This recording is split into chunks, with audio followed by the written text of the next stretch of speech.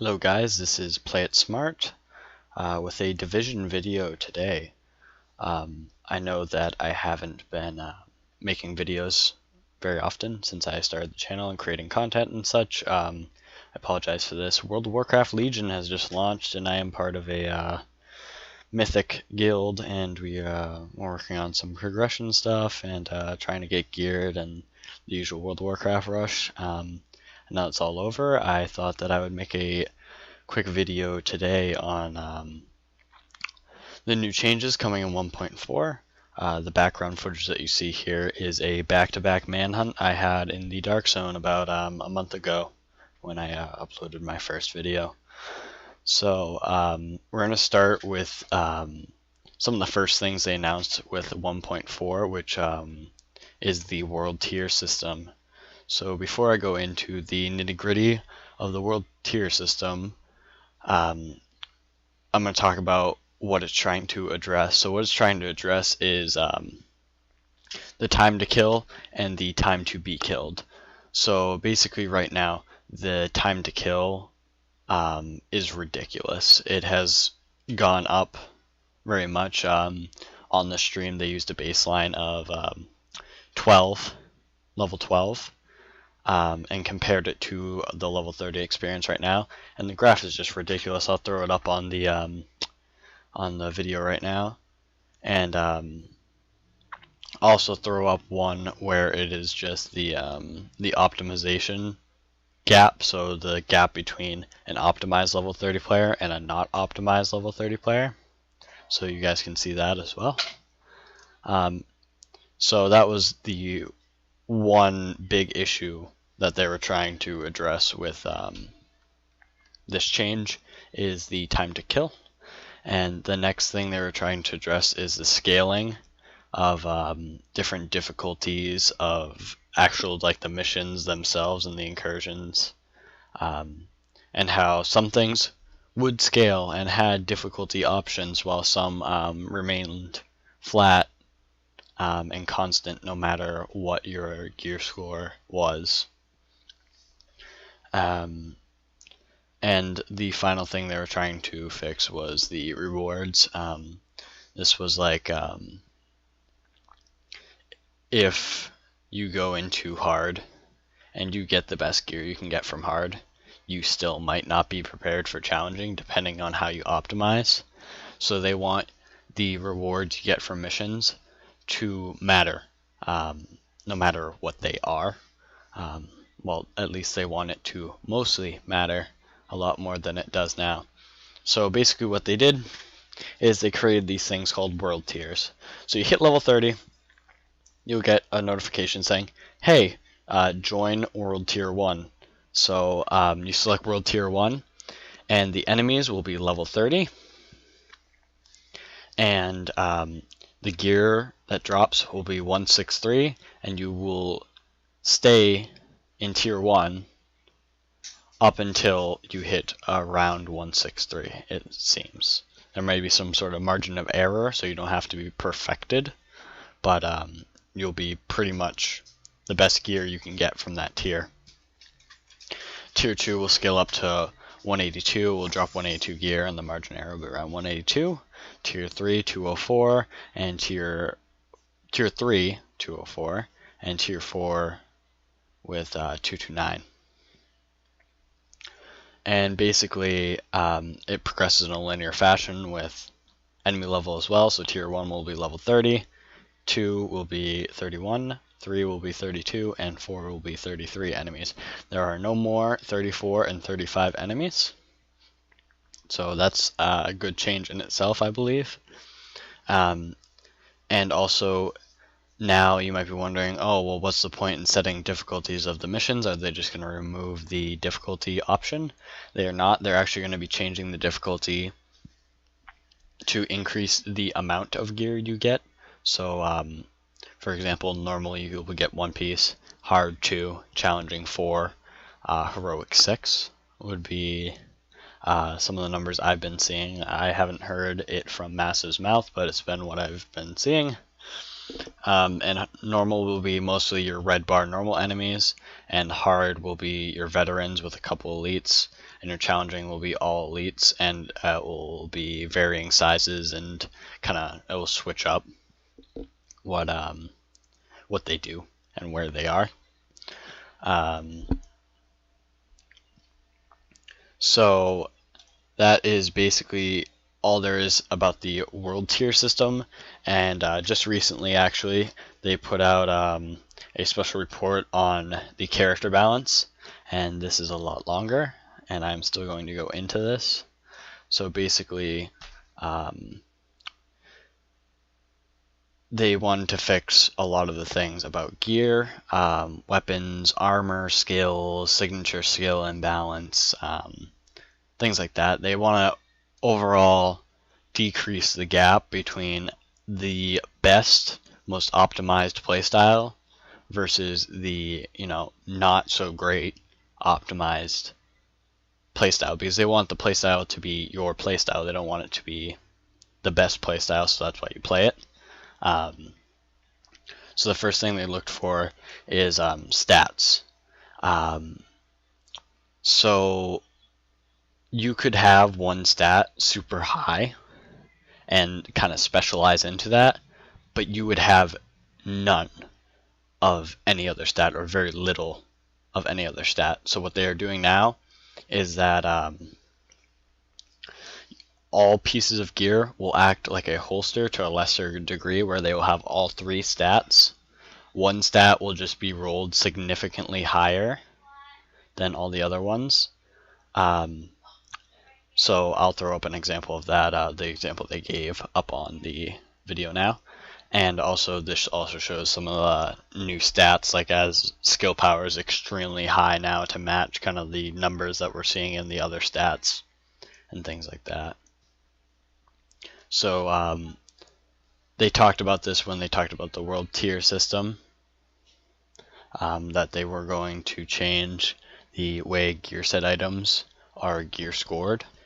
And the way they are doing that is they are just bringing the gear score, not the stats, just the gear score of gear set items down to the level of their appropriate high-end equivalents. So 191 gear sets, which nobody really has, will be 163. 214 will be 182. 240 will be 204. And 168 will be 229. In addition to that, they are going to try to make the high-end gear and the talents on the high-end gear, such as Savage.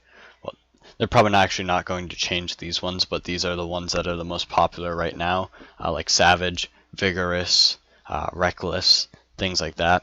They're going to try to tune up some of the lower performing ones that aren't seen in the meta currently, so that high-end gear still becomes important, even if it doesn't have one of those three talents, because be real here, nobody uses any other high ends that don't have those talents. Also, scavenging's gone.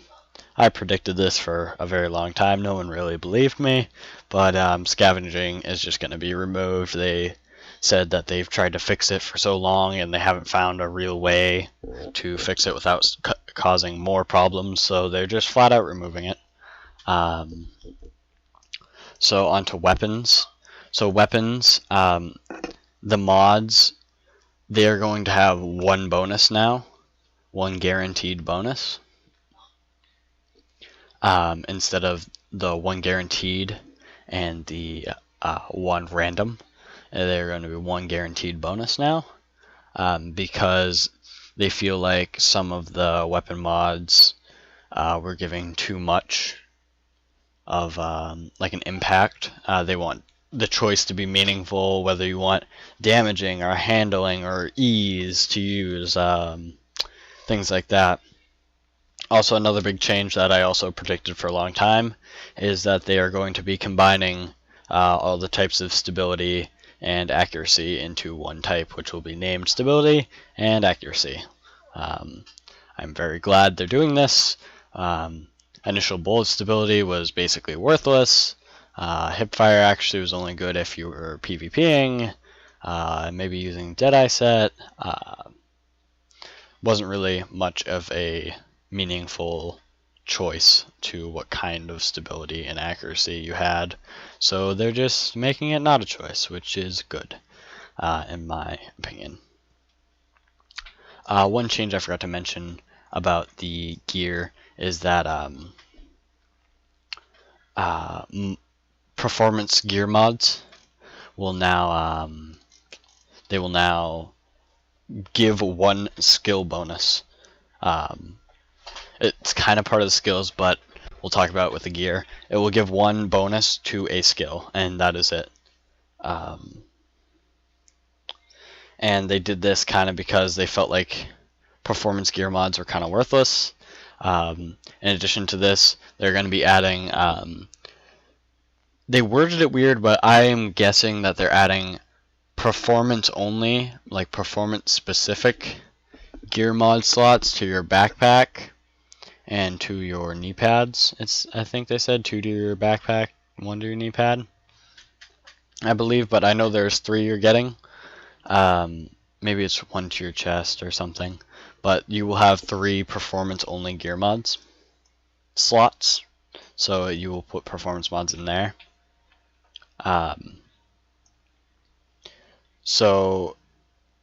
Another big change is that all damage bonuses are now becoming additive instead of multiplicative. I think that's a good change because those stats become more and more useful the higher and higher the numbers get, because that's how multiplication works. So I'm glad they're going to additive. They're also working on the DPS formula, which I am glad about. The Division DPS.com is basically the only accurate model that I use currently, and even that has some flaws in that you can't really adjust for certain things, but I think if they can get this new formula right, it'll be very good for the game. So armor, as in the stat, not the gear you wear. So your armor, it's really easy to hit armor cap right now. Like, you can have basically 268 pieces with armor on it, and as long as you're in 268s or 240s, you'll hit armor cap no problem. They want it to be a meaningful choice if you hit armor cap. They want this to be like a tank only thing, not how it is currently, which is everybody has to hit the armor cap or else you're worthless. They also want to make stamina a lot more important. I believe they said they are going to try to increase the ratio of like stamina to health it gives you, or health rolls on armor and things like that, in order to make stamina and health a lot more important than just your hitting armor cap. So the armor value, it will change. Basically, say I have 5,000 armor, that may get me 75% armor mitigation at, World Tier 2, but at World Tier 4, that might only give me 50% armor mitigation, for example. So I think this is good for the game. It's making, I come from an RPG background, so I believe in kind of the holy trinity: your tank, your healer, and your DPS. And I think a lot of the changes they're making with 1.4 are going back to that, RPG basis that this game has, and I'm really glad about that. So that is one of the changes they are making to move in that direction. So basically in the PTS, they are rebalancing a lot of the gear sets as well. They want the 4 pieces to be rebalanced so that they're more meaningful. They also want the 2 pieces to be utility based rather than how it is now, which is like damage bonuses and things like that. I believe the 3 pieces they're going to kind of leave alone, or maybe tweak for numbers, but kind of leave the same. But the 2-piece bonuses and the 4-piece bonuses are getting changed and or tweaked. And back to my favorite. I am a big support guy. I'm a big healer guy, so this is where I get excited. So skills. Skills will not scale in a linear fashion anymore. They will be on a curve of diminishing return, which means as you get higher up into skill power, you will see less results per skill power in the increase of your overall power of your skills. I know that's confusing, so I'm going to kind of explain a little bit. If I have, say, 25% mitigation on my smart cover, and I get 1,000 more points of skill power, maybe that brings it to 27. So now if I'm at 27 and I get another 1,000, maybe it only brings me up to 28. So it's a curve of diminishing returns where the more I go into skill power, the less meaningful each additional point of skill power is going to be for me. And this is something that other games use all the time. I've been looking forward to them implementing something like this for a long time. So that's pretty good. The next thing I want to talk about is first aid. Alright, so you know how you can put down master mod? You get the master mod for completing your thing. You throw down the heal and people can run through it like 9 times. Yeah, that's not going to happen anymore. The heal, it's only going to heal everybody once. But in turn, they also buff the healing that it does do. And as well as getting rid of that stupid delay. Everyone will be glad that they got rid of the delay for first aid. The other two talked about skills, pulse and smart cover. They're most commonly used, things like that. Pulse is not really getting much of a change. It is getting its numbers tweaked because of the power of the NPCs, but it's not really getting any big changes. Smart cover, however, is totally getting rid of its offensive capabilities, and it's focusing only on the defensive. So they give the example of a skill specialized geared person, a skill specialist, would give about 30 to 35% damage mitigation. And as I said, they're getting rid of the damage buff. They're replacing it with weapon stability and accuracy, which they said, I know they said on stream that they wanted to increase kind of the meaning that your handling and things had on your guns at level 30. And I think that was part of it, is that smart cover is not going to have offensive capability technically, but it is going to increase your accuracy and your handling and things like that. One cool thing that I'm super excited for is we now have kind of a res. Defibrillator. First aid defibrillator mod. It will now... They changed really a lot of the specializations, like the little mods and stuff, to make more sense for what they did. And the defibrillator, it will revive them if they're dead. Not even down, if they're dead, it will also revive them if you can get it on their body. Also, they've kind of swapped overdose and defibrillator a bit. I know defibrillator, currently it does pretty low healing to allies, and overdose has a big heal. So basically what they have done is overdose heals yourself very, very well. Like, it's a good self-heal, but the defibrillator will heal allies a lot better. Along with that change, turrets, they're getting their health increased, and they'll deal more damage. They're not getting their damage numbers buffed, but because the NPCs are getting nerfed, it will effectively deal more damage percentage-wise, along with like things like sticky bomb, seeker mine, things that weren't very used in the PvE scene. They'll be more meaningful. Support station, its healing is getting buffed by a lot, and it's also getting a little bit more health so that NPCs don't kill it as fast. And same thing with ballistic shield and mobile cover. They didn't really specify whether they are bringing up their health or if it's just because the NPCs got nerfed, but they did reassure in the article that these two skills were going to survive a lot longer. And they fixed a lot of the bugs with mobile cover and ballistic shield. I think that this is great. Ballistic shield, it provides a good tank style gameplay. And And the final thing I wanted to mention was that they're kind of changing. I don't think they're going to change the amount of skill power that is rolled on your gear, but they're also increasing the effective cap on skills so that you need a lot more skill power to become as effective as you were before the patch. And they're also increasing the amount of skill power that electronics give you.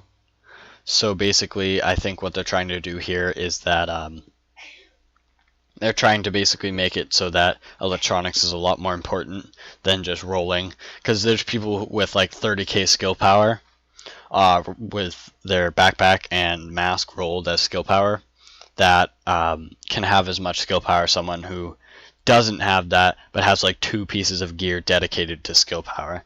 And I think that this is a great change that will allow for more specialization. Now, one of my favorite changes, and one of the things I've been waiting for since the game launched, is signature skills. This is the first time that a signature skill has been majorly changed. Survivor Link. All 3 of them got changed, just so you know beforehand. Don't freak out like, oh my god, now we're stuck with all terrible signature skills. They all got changed. So Survivor Link, it now has a 50% damage mitigation instead of 80, and it lasts 12 seconds instead of 15. Recovery Link, I am so glad that this thing is being brought back into some sort of use, because it is pretty much pointless to use right now.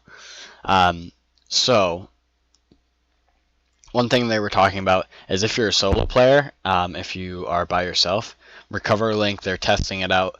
They want to be able to, if you die and you still have Recovery Link up, they want you to just automatically get back up, kind of like how Nomad works currently.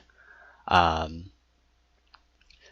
the big changes for groups is that its range is a lot bigger now, and it also revives dead players. And its healing is also increased, so I imagine it will bring you nearly to full health, would be my guess. So I like the direction they're moving in, because currently, if you die and say like Falcon Lost, it's like AFK until the next respawn. Because if you die in a bad spot, there's no way in hell that anybody is going to come get you. And I like how they're doing this with the defibrillator and the recovery link. It helps create more of a support medic type thing, where a support in the Division since launch has always been kind of a buff type thing, where you would bring Pulse, you'd bring Smart Cover, you'd bring, back in the day when it was viable, you'd do the ballistic shield tanking and things like that. So I like where they're moving with the new kind of support or medic role. I think that you could almost separate the two, just because they use skill power. They're not really the same. A medic is going to be a very, very different playstyle from a support. Tactical Link, oh my god, this sounds so much fun and so much less boring than everything else. Tactical Link, its damage buff is only 30% now. It used to be 50%, and there's no more crit chance buff on it, but instead it will increase your reload speed, your weapon's rate of fire, and your weapon's stability. They quoted, it's going to be a shooting frenzy mode for 12 seconds, and it sounds very, very fun.